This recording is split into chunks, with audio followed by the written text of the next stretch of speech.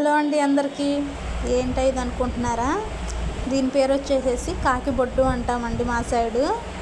ఆ కాకిబొడ్డు గోరింటాకు కలిపి మిక్సీ పట్టుకొని గోరింటాకు పెట్టుకున్నట్లయితే చాలా ఎర్రగా పండుతుంది.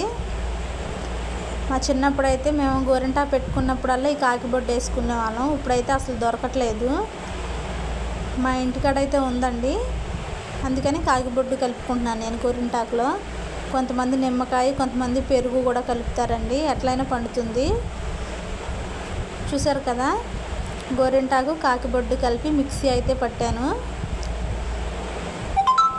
గోరింటాకు చూసారా ఎంత ఎర్రగా ఉందో కలుపుతుంటేనే. ఇదిగోండి కాకిబొడ్డు ఇలా పడుతుంది అనమాట. మా ఇంటి దగ్గర ఒక కర్ర ఉంటే ఆ కర్రకు అలా పట్టింది. గోరింటాకు రుబ్బడం అయితే అయిపోయిందండి. గోరింటాకు పెట్టుకుందాం రండి.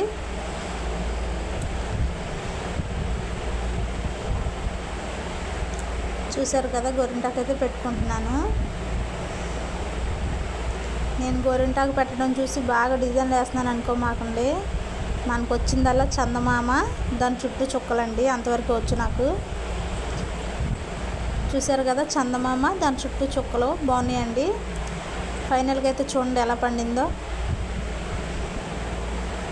అలాగే ఇట్స్ మీ స్వాతి ఎంఎం అనే యూట్యూబ్ ఛానల్ని లైక్ చేయండి, షేర్ చేయండి, ప్లీజ్ సబ్స్క్రైబ్ చేసుకోండి.